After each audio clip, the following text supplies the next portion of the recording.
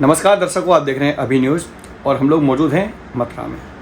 मथुरा भगवान श्री कृष्ण की वो भूमि जहाँ पर कभी गौचर भूमि हुआ करती थी, लेकिन आज उस भूमि का हाल भूमाफियों ने कब्जा करके बेहाल कर दिया है। आज जगह बची नहीं है और जहाँ पर कोई खाली स्थान होता है वहाँ पर भूमाफियाओं का पूरा प्रयास होता है कि वो उस जगह पर अवैध कब्जे कर लें। और ऐसी संस्थाएं जो यहाँ मौजूद हैं, जिनके पास में उनको ज़मीनों को संभालने वाले कोई नहीं होते, तो भूमाफियाओं की नज़र सबसे पहले उन ज़मीनों पर पड़ जाती है। मथुरा में ऐसा ही ज़मीन पर कब्जा करने का मामला सामने आया है। मथुरा के कृष्णापुरी चौराहे मेथोडिस्ट चर्च से, जहाँ पर लगभग 280 वर्ग गज ज़मीन पर यहाँ पर अवैध कब्जा करने का प्रयास किया गया, जिसके लिए लगातार हमारे साथ मौजूद हैं हेमंत अग्रवाल। प्रयास किए इन्होंने उस भूमि को मुक्त कराने के लिए, और आज उक्त ज़मीन पर जो अवैध अतिक्रमण किया जा रहा था उसको शायद ध्वस्त कर दिया गया है। लेकिन जानेंगे पूरा मामला क्या है, कहाँ से इसकी शुरुआत हुई थी, किस प्रकार की भूमि है और कौन लोग इस पर कब्जा करने का प्रयास कर रहे थे। हेमंत जी, ये सबसे पहले बताना चाहेंगे कि स्थान कौन सा है और किस प्रकार से इस भूमि पर कब्जा करने का प्रयास किया गया था, कब से भूमि खाली है?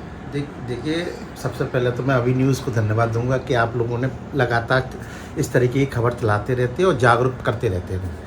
मैं आपको ये बताना चाहूँगा कि ये मेथोडिस्ट चर्च की जगह है। ये सबसे पहले 1955 में एक रजिस्ट्री हम लोगों के प्रकाश में आई है, जो executive board of Methodist church in south Asia के नाम पे है। ये करीब 9.57 एकड़ जगह है, छोटी मोटी जगह नहीं है, बहुत बड़ी जगह है। इस तरीके की जगह है जिसमें कि हम लोग चाहते हैं कि ये सरकार के उसमें आए। क्यों आए?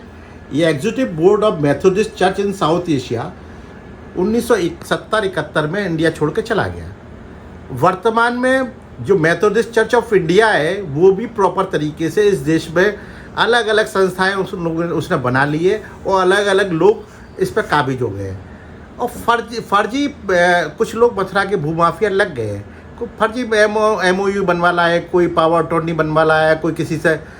यहाँ किसी का आज तक नगर निगम में किसी का नामांतरण नहीं हुआ है, किसी जो MOU बना लाया है या कोई ने रजिस्ट्री कर दी। सारे डॉक्यूमेंट्स मैंने देखे थे। मैंने उन डॉक्यूमेंट्स को जब परखा तो देखा कि सारे फॉल्स डॉक्यूमेंट है, एक भी लीगल डॉक्यूमेंट नहीं है।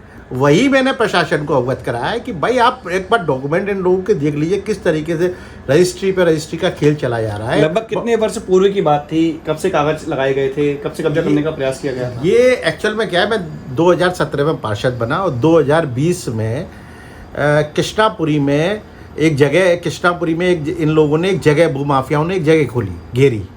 उस जगह में से गेट निकालने का प्रयास किया, वहाँ मैरिज होम बनाने का प्रयास किया गया।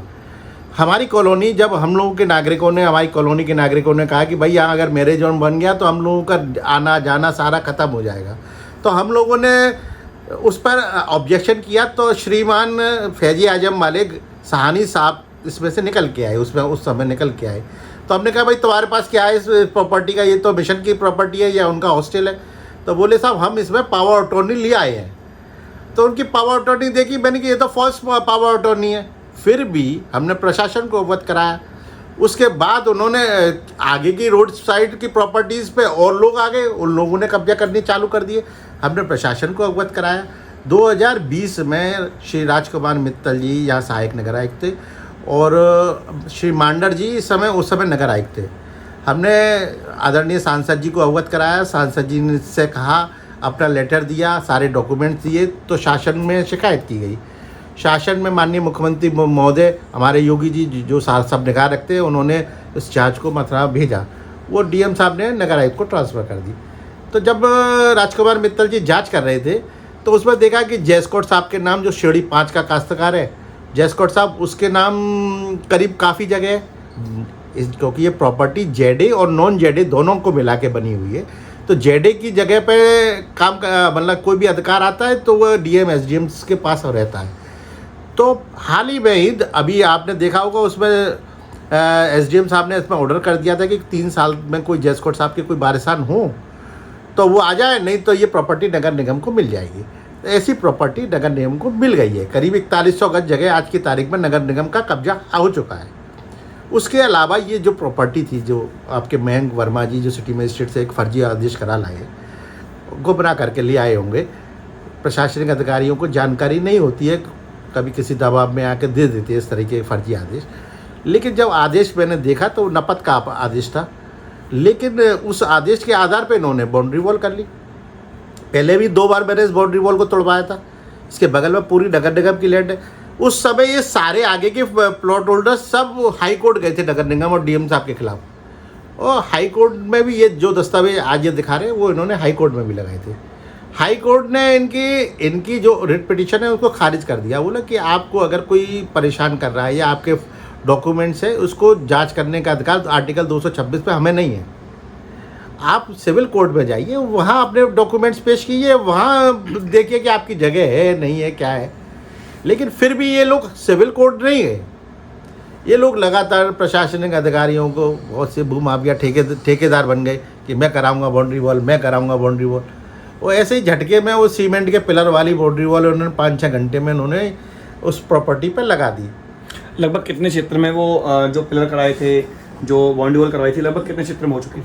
वो 800 मीटर के करीब क्षेत्र है। वो 800 मीटर है वो पूरा, जो जिस पे इन्होंने पिलर लगा के कराई थी। कुल मिला के ये प्रॉपर्टी 9.57 हेक्टेयर है, छोटी मोटी प्रॉपर्टी नहीं है। ब्लैक स्टोन गर्ल्स कॉलेज बना हुआ है जीर्ण अवस्था में। अगर क्रिश्चियन मशीनरी अगर इस तरीके से अगर काम करेगी तो कैसे काम चलेगा? स्कूल में 10 रुपये नहीं लगाए। आप देखिएगा, आप जाइएगा स्कूल की सारी बिल्डिंग ग्रास में पड़ी हुई है। आज तक इन्होंने इतने रुपए इन प्रॉपर्टी वालों से लिए, 1 रुपया भी स्कूल में नहीं लगाया। बच्चों की संख्या आप देखोगे तो कम हो गई है, टीचर्स की संख्या ज़्यादा हो गई है। आप देखिए वहाँ क्या स्थिति है स्कूल की। तो जिस तरीके से चल रहा है ये सारा गेम, आदरणीय सांसद जी को भी अवगत कराया है, आदरणीय विधायक जी को भी अवगत कराया है, माननीय मुख्यमंत्री जी की निगाह में भी डाला जा रहा है। तो ये खेल छोटा मोटा खेल नहीं है। हम लोग चाहते हैं कि यहाँ डिग्री कॉलेज बने, स्टेडियम बने, गवर्नमेंट्स के ऑफिस बने, कम से कम ये जगह सरकारी प्रयोग में आ जाए, नहीं तो ये खुर्द-बुर्द हो जाएगी। हेमंत जी, यहाँ सवाल आता है कि आपने कहा कि बिना किसी अनुमति के जब ये मामला चल रहा था कोर्ट में और कोर्ट ने उन दावों को निरस्त भी कर दिया था, सिविल कोर्ट जाने की बात कही थी, उसके बावजूद यहाँ पर निर्माण कार्य जारी था। इतनी हिम्मत कहाँ से मिलती है? देखिए ऐसा है, ये भूमाफिया है, सब गांधी जी का कृपा हो जाती है इन लोगों। आप किसी अधिकारी को ज़बरदस्ती प्रेशर में कहीं से फ़ोन कराएंगे, कहीं से कुछ कराएंगे, कहीं से प्रलोभन देंगे, तो ऐसा नहीं है कि अधिकारी उस समय तो, लेकिन जब उससे भी वरिष्ठ अधिकारी बैठे हुए, ऐसा कोई सी नीचे स्तर के अधिकारी ने अगर दे दी तो वरिष्ठ अधिकारी बैठे, डीएम साहब बैठे हुए, नगर आयुक्त सर बैठे हुए, ऐसा थोड़ी नहीं है कि सब जगह उन लोगों की चल जाएगी। तो वो लोग भी एग्जामिन करते हैं। उन लोगों ने भी जब ये प्रकरण सामने आया तो कागज़ों को एग्जामिन किया है। ऐसा नहीं है कि एक ही दिन में सारा काम हो गया। तब उन अधिकारियों को पता लगेगा जब तो कुछ करेंगे। लेकिन यहाँ पर एक सवाल बड़ा ये भी आता है कि कल ही मैंने किसी अखबार में पढ़ा था कि जब एसडीएम मौके पर पहुंचे और उनको कागज दिखाए गए हाई कोर्ट के, तो उनका ये कहना था कि इन कागजों को ले जाइए, मैं इनको नहीं मानता। क्या कहना चाहेंगे इस बारे में आप? नहीं, मेरी जानकारी में ऐसा प्रकरण नहीं है। अगर कोई कागजात, हाई कोर्ट के कोई ऑर्डर ही नहीं है। मैं आपको बताता रहा हूँ, हाई कोर्ट का जो ऑर्डर है मेरे संज्ञान में, मैंने प्रशासन को रिट की कॉपी भी दी है, मैंने उनको जजमेंट की भी कॉपी दी है प्रशासन को, मेरे पास है। उस समय में पार्षद था तो मेरे क्षेत्र की प्रॉपर्टी है तो मेरे को इंटरेस्ट था, वैसे मेरे को इंटरेस्ट होता। लेकिन इन लोगों का जो काम चल रहा है, इन्होंने मेथोडिस्ट हॉस्पिटल भी इस तरीके से खुर्द-बुर्द किया और वृंदावन में सीएफसी की बिल्डिंग भी है, इन लोगों ने खुर्द-बुर्द किया है। तो मैं चाहूँगा प्रशासन से कि सारी जांच कराई जाए और ऐसी प्रॉपर्टीज़ की रक्षा की जाए। चाहे मॉनिटरी प्रॉपर्टी हो, मॉनिटरी अगर रक्षा करने में सक्षम नहीं है तो उसको सरकार में नियत किया जाए। देखिए हेमंत जी, एक बड़ा सवाल ये आता है, अभी हाल ही में आपने देखा होगा कि डालमिया पार्क में हजारों की संख्या में पेड़ काटे गए थे। शायद 454 पेड़ काटे गए थे, क्षमा चाहूँगा, हजारों नहीं, 454 पेड़ काटे गए थे। लेकिन 400 पेड़ों को काटने का जो एक कारनामा किया गया था, बिना किसी साँठ-गाँठ के संभव नहीं था। उसके अलावा मथुरा वृंदावन में ऐसी कई भूमियां हैं जिन पर बिना किसी साँठ-गाँठ के कब्जा करना आसान नहीं है, बड़ी बड़ी भूमियां हैं। ऐसे में जो साँठ-गाँठ चल रही है, आपने देखा होगा हाल में रिश्वत लेते हुए लेखपाल निलंबित हुए हैं। हाल ही में कई ऐसे अधिकारियों को रिश्वत लेते हुए पकड़ा गया है जिनके द्वारा उक्त मामलों में रिश्वत ली गई थी। तो क्या ये माना जाए कि जो साँठ-गाँठ है, जो गठजोड़ है, ये इतना प्रबल हो चुका है कि ना उन्हें अपने भविष्य की चिंता होती है, ना नौकरी जाने का डर होता है? क्या इनके पास इतना पैसा पहुंच जाता है कि इन्हें किसी बात की चिंता नहीं रहती? देखिए, ये पूरा प्रकरण माननीय मोदी जी के भी संज्ञान में है, माननीय योगी जी के संज्ञान में भी है। जिस तरीके से ये भ्रष्टाचार का खेल चल रहा है, बहुत सी चीज़ें इन लोगों ने ऑनलाइन कर दी है, लेकिन बहुत सी चीज़ अभी ऑफलाइन ही चल रही है। तो ये लोग निगाह में रखे हुए हैं, गवर्नमेंट की संस्थाएं काम कर रही हैं, धीमे धीमे काम कर रही हैं। जो चीज़ पकड़ में आ जाती है उस पर तुरंत एक्शन होता है, ऐसा नहीं होता। आपने देखा होगा माया टीला वाला प्रकरण था, उसमें रासुका लगाई कि नहीं लगाई? तो जहाँ सरकारी अधिकारियों की निगाह में जहाँ प्रेशर बन जाता है कि जिस तरीके की गलत खेल है उनकी निगाह में आ जाता है, वहाँ कार्रवाई होती है। और जहाँ उनको लगता है कि कोई पैरोकारी नहीं है, देखिए हम और आपकी भी गलती है इसमें कि हम लोग और आप पैरोकारी प्रॉपर तरीके से नहीं कर पाते, किसी की कंप्लेंट नहीं कर पाते। तो हम लोग, जनता का भी ये है कि उसकी अपनी जनता को भी अपनी बातें रखनी चाहिए, शिकायत करनी चाहिए। चलिए, आप कम से कम ये तो मानते हैं कि हाँ, कहीं ना कहीं भ्रष्टाचार हो रहा है। भ्रष्टाचार अभी आपने कहा था कुछ ना। नहीं, भ्रष्टाचार तो चल रहा है जी। जो पकड़ में आ जाता है तो वो पकड़ में आना चाहिए, और जो गलत हो रहा है उसको हम और आपको भी आवाज उठानी लेकिन चाहिए। चल रहा है, ये आप मानते हैं? भाजपा की सरकार है कहीं ना कहीं पर, और भ्रष्टाचार अभी भी जारी है। आप क्या ही कहना है अभी में? नहीं, अब मैं ये तो नहीं कह रहा कि नहीं चल रहा। भ्रष्टाचार के तरीके से ही काम होते हैं। भ्रष्टाचार अगर कोई किसी के जरिए काम हुआ है तो भ्रष्टाचार के जरिए उनका चिन्हांकन हो रहा है, उनके खिलाफ कार्रवाई होगी, प्रशासन लगेगा, राजस्व भी लगेगी, या ऐसे लोगों को भूमाफिया की श्रेणी में भी डाला जाएगा। ऐसा थोड़ी नहीं है। सरकार अपना काम कर रही है, योगी जी बहुत बढ़िया काम कर रहे हैं, मोदी जी बहुत बढ़िया काम कर रहे हैं, और इस तरीके से काम चलना चाहिए और इन लोगों के पास अंकुश भी लगना चाहिए। तो आज जो बाउंड्री वाल तोड़ी गई है, क्या ये माना जाए कि अब ये स्थायी रूप से तोड़ दी गई है, अब आगे इस भूमि का निर्माण नहीं होगा?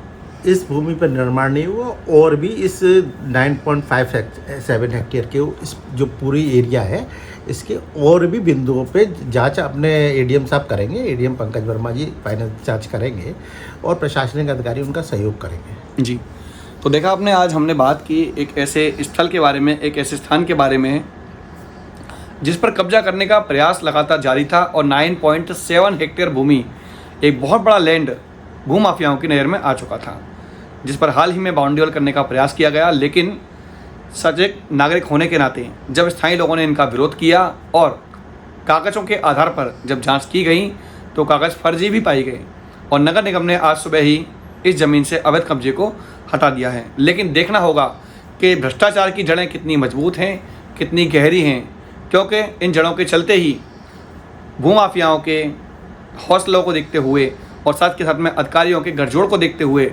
ये पक्का नहीं कहा जा सकता कि कब तक ये ज़मीन सुरक्षित रहेंगी, क्योंकि मथुरा लगातार भूमाफियाओं की नज़र में है।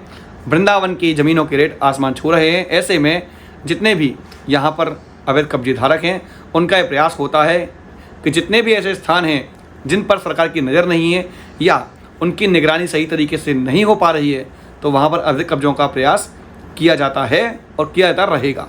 फिलहाल के लिए इतना ही। मैं अपने सहयोगी आकाश के साथ गोपाल चतुर्वेदी, अभी न्यूज़। आज ही लाएं अपनी मनपसंद Maruti Suzuki car Uma Motors Arena से और पाएं तुरंत फाइनेंस की सुविधा कम से कम ब्याज दर पर। साथ में आपकी पुरानी गाड़ी की सबसे ज्यादा एक्सचेंज कीमत पाएं ट्रू वैल्यू में। नंबर नोट करें 9997682222।